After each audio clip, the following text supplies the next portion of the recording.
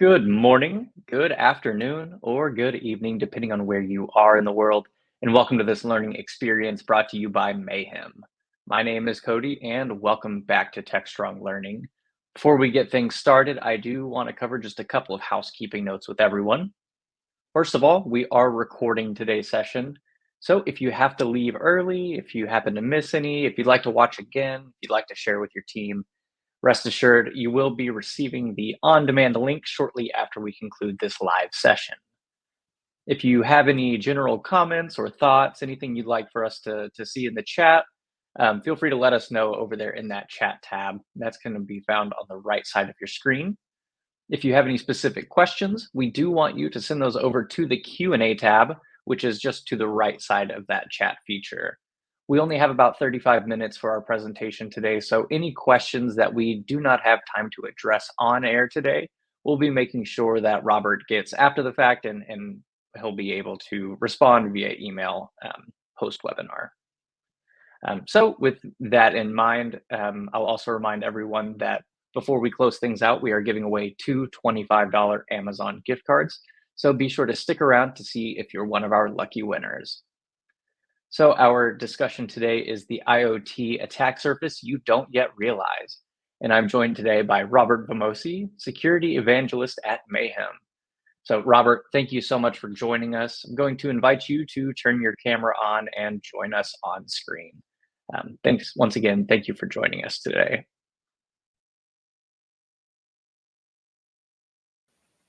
Thank you for that introduction, Cody. Today, we're going to cover both the IoT attack surface that you read about and the IoT and OT attack surface that you don't often hear about. We're going to point to some positive legislative action being taken by the US government regarding IoT and OT, and we're going to talk about what you can do to harden your IoT and OT devices today. I'm Robert Vamosi, CISSP here at Mayhem Security. Mayhem by For All Secure is a developer-first software testing solution. Built by professional hackers, it automatically determines what part of your code is actually running, then generates thousands of tests to identify defects in your applications and APIs. It remembers those vulnerabilities so it can later perform regression testing to make sure you don't reintroduce those flaws later on. You can check it out at mayhem.security. Okay. Who am I? Well, I am someone who's passionate about IoT security and have been for more than a dozen years now. I started out as a journalist with ZDNet and CNET, then pivoted to the world of startups. In 2011, I wrote When Gadgets Betray Us from Basic Books. It's the first mainstream book to talk about threats from our always-on devices. It's based on interviews I had with researchers who spoke at Black Hat and at DEF CON around embedded and IoT security. Then, in 2017, I partnered with Kevin Mitnick to write The Art of Invisibility from Little Brown, how you can minimize your presence on the internet. I think we all realize that that's kind of impossible to be invisible today. But Kevin and we discussed some methods that he's used to temporarily disappear and why it's hard to maintain that visibility for any length of time today.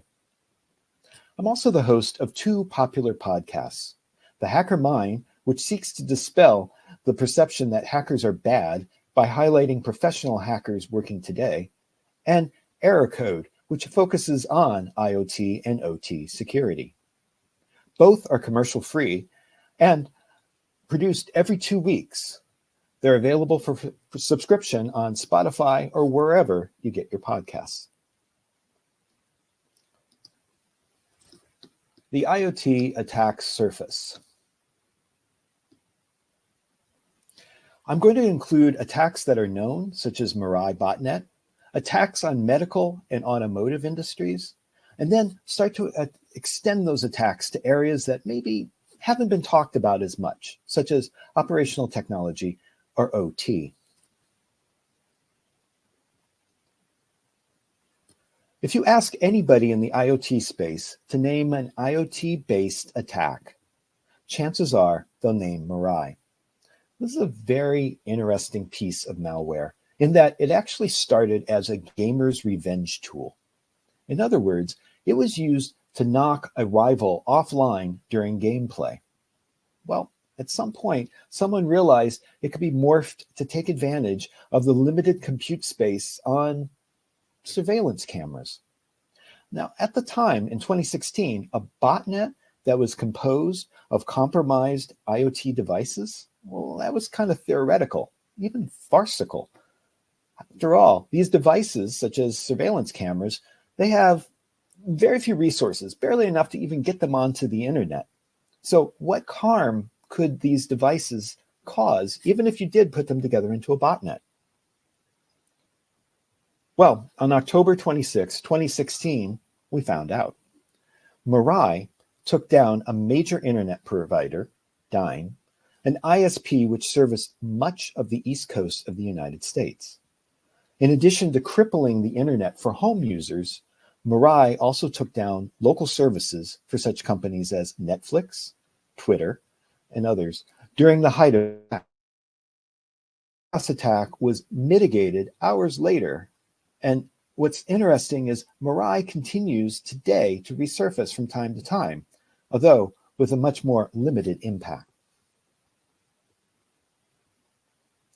Another IoT attack that someone might cite are attacks against insulin pumps and heart defibrillators. In the 2010s, specifically in 2011, Jay Radcliffe, a diabetic, actually hacked his own insulin pump on stage at Black Hat USA. This demonstration set off a flurry of questions within the medical device community about the overall security of personal medical devices. Jay's attack, it was remote, which means it could cripple the device from across the room. And the advantage of having the remote in the first place was that patients, they didn't have to go into the office as often. Convenience and security, they're often enemies. Jay's research spawned ancillary work, such as Barnaby Jack's inquiry into the remote hacking of heart defibrillators. Shortly before his death, Jack was working to present at Black Hat USA a remote attack that would be available from 300 feet away. The concern was so acute around this topic that the former Vice President of the United States, Dick Cheney, had his remote features turned off on his defibrillator so as to protect him from any remote attacks. Then, in 2018, concern shifted from personal medical devices to large devices within healthcare organizations. No longer were these personal medical devices, they were industrial medical devices. One criminal hacking group that took advantage of this was labeled Orange Worm, and they installed a wormable Trojan on high-tech imaging devices such as X-rays and MRIs. This presented another layer of concern within the medical community because these devices were often expensive, think millions of dollars, and they were also considered to be unavailable for any future software upgrades, a claim which is not entirely true. The medical device world is strangely new to software development and its best practices, and the vendors, well, they're having to come up to speed rather quickly. Something we all interact with every day are our cars and vehicles. Surprisingly, cyber attacks on vehicles, well, they're not new. As far back as 2010, Dr. Stefan Savage and his team at the UC San Diego and also a team at University of Washington, they had already shown that physical contact with the vehicle could exploit known vulnerabilities. This was by patching into a cable from a laptop through what's called an onboard diagnostic port, or OBD2. This port is required on all vehicles sold in the United States so that third-party auto mechanics, not just the dealers, could have access to error messages from the CAN bus, the internal gateway that provides messages for the car's many electronic control units, or ECUs. Internal combustion engine cars, they use these ECUs to apply the brake and to release it, to turn on the dome light or turn it off. Very simple messages. The CAN bus then is the gateway for those messages. The researchers, by plugging into the OBD2 port, found that not only could they read the messages out, they could also inject new messages into the stream. Now at Black Hat, I did some training around car hacking, and so I've done some CAN bus injections myself. And what I'll tell you is it's blind. In other words, different automakers use different signals for, say, the brakes or the windshield wipers. So whenever you start fuzzing the EDU through a CAN bus, you either have to wait to see the result and map it out for yourself, or you can cheat. There is a key that you can buy that's available for maintenance people, but the costs are prohibitively high to prevent weekend hackers from experimenting on their own cars. So again, you're going in blind with some of these physical attacks. What changed was in 2015, when researchers Charlie Miller and Chris Valasek remotely hacked into a Jeep Cherokee that was driving down a St. Louis freeway. Now, I know the driver, Andy Greenberg from Wired, and I've known him for years. And he agreed to be the test driver just because Charlie and Chris did cool research. What he didn't realize, and what he told me later, was that he would be driving down the freeway at rush hour, and that Chris and Charlie would cut the brakes and literally, to freak Andy out even more, crank up the volume on the audio. Well, Andy, he was able to bring the car safely to the side of the road, but the resulting video published by Wired was nonetheless a wake-up call for the automotive industry. And later that year, I was in Auburn Hills, Michigan, for the first meeting of a group of OEM representatives, that's the car makers, that would ultimately produce the ISO 21434 standard, which is a cybersecurity standard we have today. The questions that were being asked in that first meeting, they seem pretty basic to me, which points to the fact that, like medical, automotive is relatively new to software development and its best practices. So the auto industry already had a few road safety standards, such as ISO 262, which basically covers the mechanical parts of operating a car safely on the road. The new standard, ISO 21434, that better addresses software and cybersecurity. In particular, it called for various forms of testing around the software. And that started around of vulnerabilities being identified and disclosed, with more and more CVEs being attributed back to the automakers themselves. For example, one article published in 2020 noted that Mercedes-Benz had reported 19 vulnerabilities. Well, I can tell you that overall, Mitsubishi has reported far more CVEs than any other OEM to date. And this is good in that they're testing the vulnerabilities and they're being transparent about them. And it really helps the industry to better understand where future improvements can be made in software. Especially now, today, that we are moving towards software-defined vehicles such as EVs. Here, not only are the vehicles themselves targets of future attacks, but there are other elements of the ecosystem at play as well. For example, authentication bypass at EV charging stations. This can range from something benign, like just capturing someone's credit card information, to more destructive acts, such as falsely reporting a full charge when there was not, or worse, overcharging the vehicle, which could potentially brick it. A number of exploits have been directed at vulnerabilities in, say, Tesla. And Tesla, to its credit, has been very good about patching these as they're reported. Not every industry and not every vendor has the maturity to accept independently reported vulnerabilities. And the flaws found in Teslas, well, in some cases, they're also the same flaws to be found in other OEMs as well. Why is that? Well, the automakers, like everyone else, tends to use the same open source software, no matter what the make of the vehicle might be. Before there were smart cars, there were the early foundations of smart cities.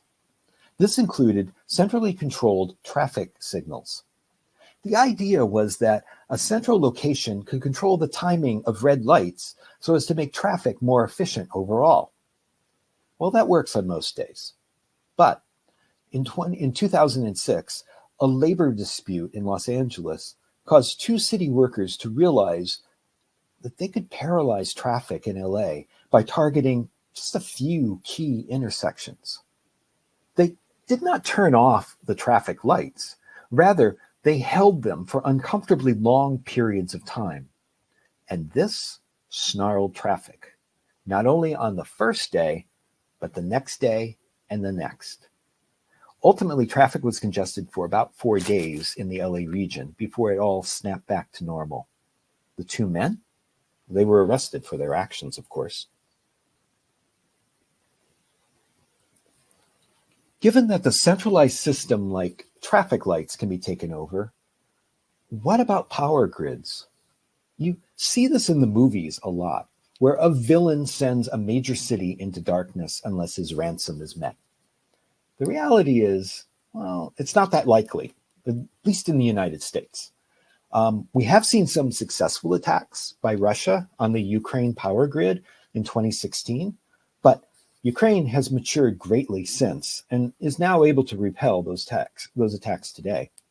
Another difference, Ukraine is a small enough nation that a central player could control most of its power grid, whereas in the United States, the grids are strangely block by block, region by region, and within each are unique protocols and methods.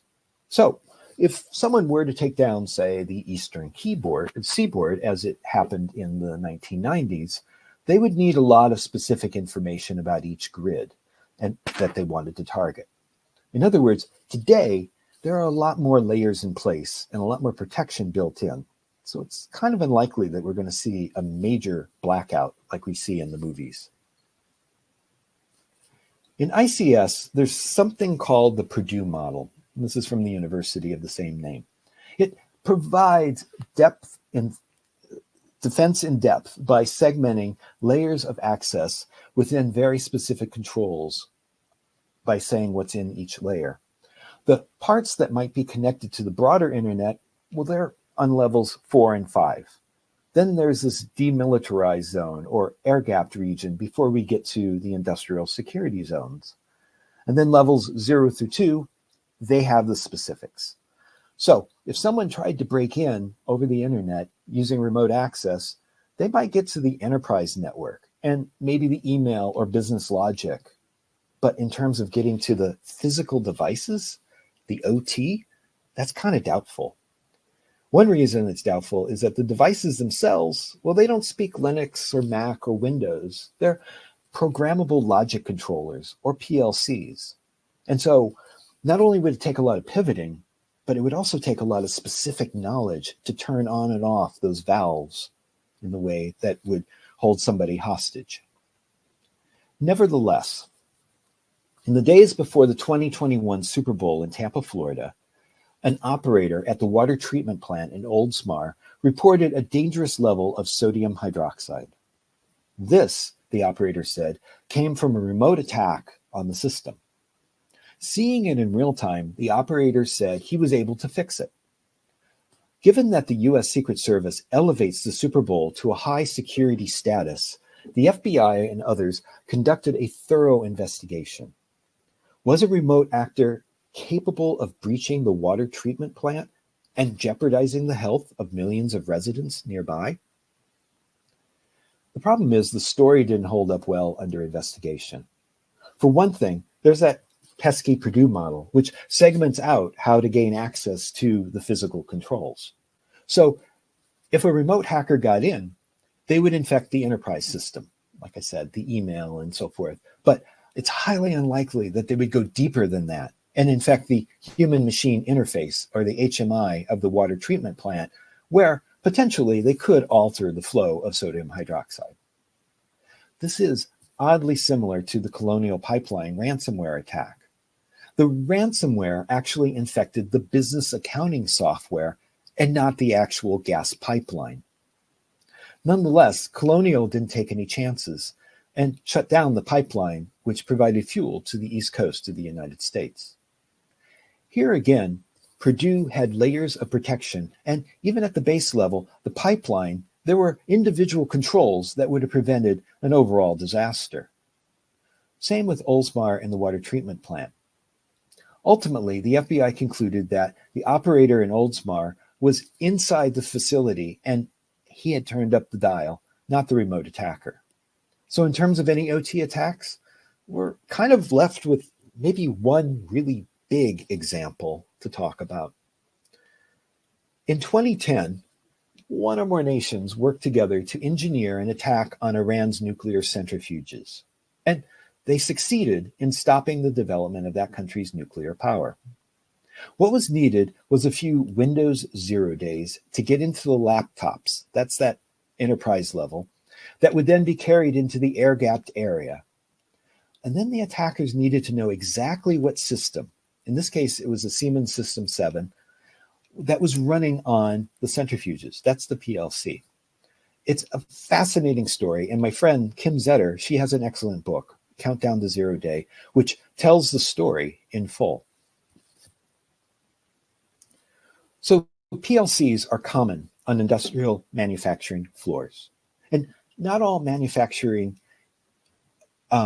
factories implement Purdue or security controls at this time. This is why we need to be talking about OT today. Those robotic arms that automatically fit doors on car chassis, well, they might just take a car door and fling it across the floor, damaging other equipment, of course, but potentially injuring or perhaps killing a human as well. And we talked about smart cities. What about smart buildings? Not enough has been done to secure, or let alone talk about, the common OT devices such as elevators, or HVAC systems, or lighting systems. Really, walking down 30 flights of stairs in a condo, that would be challenging for most people. In HVAC, some of the new office buildings have windows that do not open. So there, the air quality is important, and without HVAC, it would degrade fairly quickly. What about lighting systems? Perhaps the least threatening, but nonetheless a concern if a remote operator gains control. So what can we do about this? Fortunately, the United States federal government is paying attention. And for the first time, we have an agency that's focused on the infrastructure, the Cyber and Infrastructure Security Agency, or CISA. There are also specific policies and acts that have been recently passed that will help as well. Perhaps the most significant is the Biden-Harris National Cybersecurity Strategy. And it's different from those of previous administrations in that for the first time, it actively calls out IoT and OT specifically. It provides a vision for the future of OT security, and it calls for more research to be done in OT. Lastly, it specifically calls out OT as an area of further concern. Additionally, in the 2023 Omnibus Funding Bill passed by Congress in the closing days of 2022, there are very specific callouts for medical device security, including the ability for the FDA to start refusing new proposed devices based on their lack of security models. The ability then to enforce that vendors who go ahead and make these devices maintain their device security throughout the lifetime of that device. And an agreement for the medical device industry to work with CISA. This is largely the work of Josh Corman and the I Am the Calvary organization, one of the sponsors of Hackers on the Hill, where professional hackers meet with congressional representatives, and new this year, Hackers in the White House, where a subset of professional hackers have been invited to meet with representatives of the White House as well. For automotive, there are the existing standards, as I mentioned. There's ISO 262, which is for road safety and largely defines the electronic control units and the mechanical aspects of the vehicle, while ISO 21434 defines the software cybersecurity aspects needed for modern vehicles. There's also UN Regulation 155, which seeks to reconcile various US, EU, and other existing automotive regulations into one package for the world to adopt going forward. So what can be done today? IoT devices, they're permissive by design. A lot do not provide authentication, and those that do sometimes hard code it or publish it in a user's manual online. If you're in the IoT or OT space, I'd recommend stop hard coding your devices' passwords. We get it. Those devices naturally need to be out in the field, and sometimes they're life critical. You may not have the time to look up individual passwords for individual devices, but hard coding them, that makes it easy to be read by others. Another concern is not limiting the number of retries. That's a basic security practice. Rather, find a means of authentication that doesn't assume easy access. In other words, let's look at some zero trust for device security going forward. Through a push by CISA, you're going to be hearing a lot about software bills of material. Security vendors are going to be providing more SBOMs so that when a developer gets third-party software packages, they will know what's in it. Not only will they know the name of the package, but they'll also know the version number so that the developer can see whether there's a new version available or if there are any existing CVEs against the current version. While this is a great start, it isn't very actionable. And in fact, SBOMs can be rather long, a laundry list for somebody in the development team to punch through. That's why we need something actionable, or something known as a dynamic SBOM. In addition to providing dynamic software testing for known and unknown vulnerabilities, Mayhem is able to provide an actual SBOM that tells you up front what software packages are actually executing when running. In other words, sometimes there's code in the binary that doesn't execute at all. So why waste your time worrying about it when there's executable code that you need to fix? Now we have a way to focus on what's a true risk as opposed to wasting your time on false positives or wild goose chases.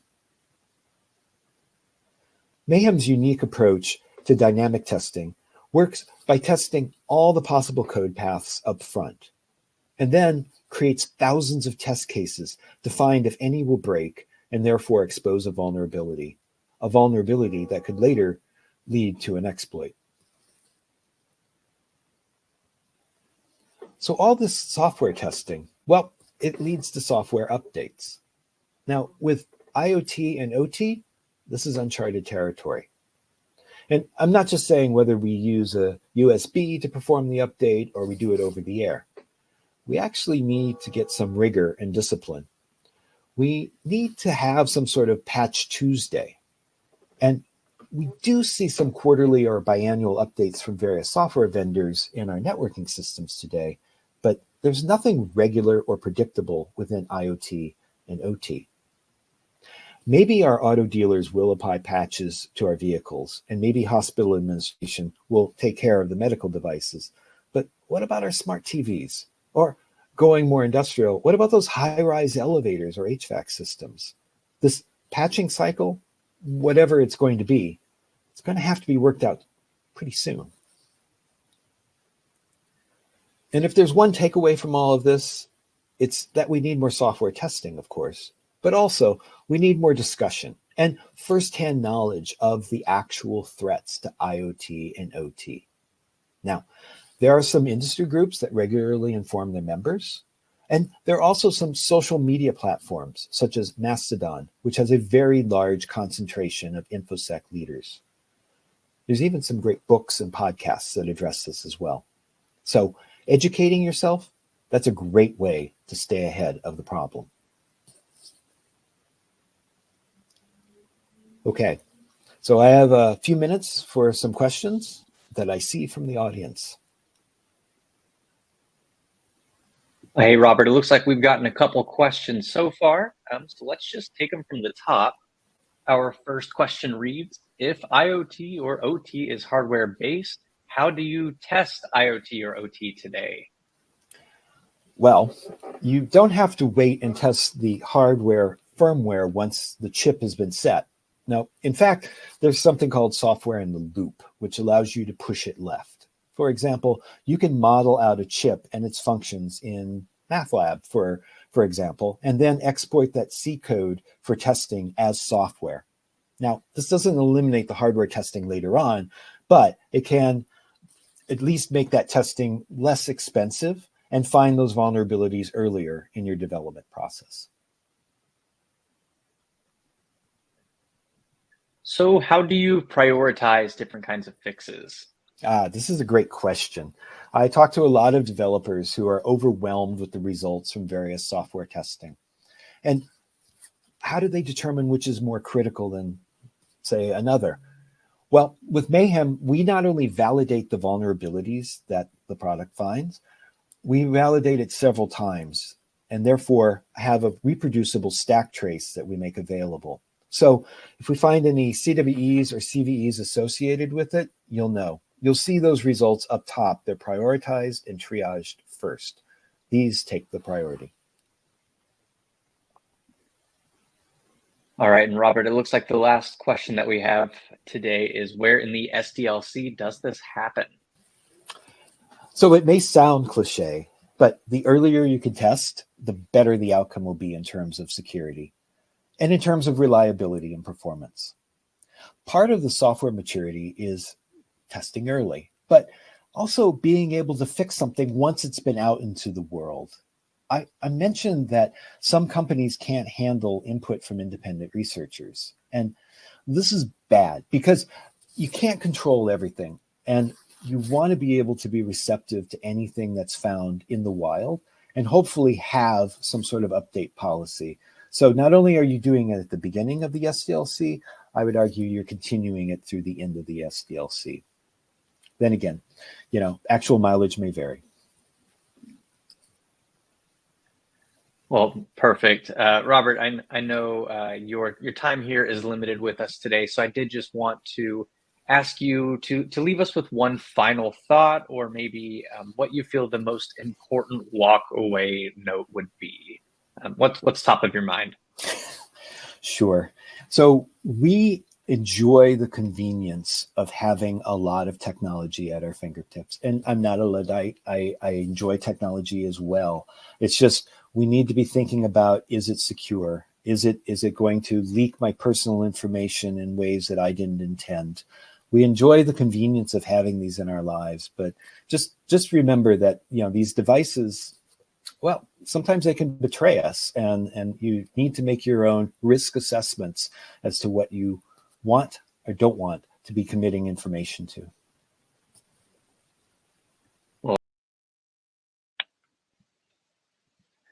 Awesome. Well, Robert, thank you so much for taking the time to join our discussion today. It was a pleasure getting to speak with you before and to learn from you from this last 30 minutes. So thank you so much for joining us on Tech Strong Learning. I'd like to quickly remind our audience that our session today was recorded. So should you want to rewatch this, you will be receiving an email with a link to access that recording on demand, or of course you can find it living on the DevOps website. That's devops.com/webinars, and be sure to look in the on-demand section. The two winners of our $25 Amazon gift card drawing are Cynthia S. and Linda F. So congratulations to the both of you. Please keep an eye out for an email from myself. You should be expecting that here shortly, as soon as we close things out. If you don't happen to see an email from me, check your spam folder on the off case that it gets filtered out. I'd like to thank Mayhem for sponsoring our program today. And to everyone still hearing my voice, thank you so much for being here with us today. We really appreciate your time, and we also really appreciate your feedback. So if you don't mind sticking around, as soon as we close things out, there will be a survey that pops up on your screen, and we would love to hear your thoughts, whether they're about today's program or any upcoming topics. You'll also find that posted in the bottom of the chat. I've just pasted it. So once again, thank you everyone for joining us. Thank you, Robert, for bringing your knowledge to the table today, and everyone may now disconnect. Thanks again, everyone.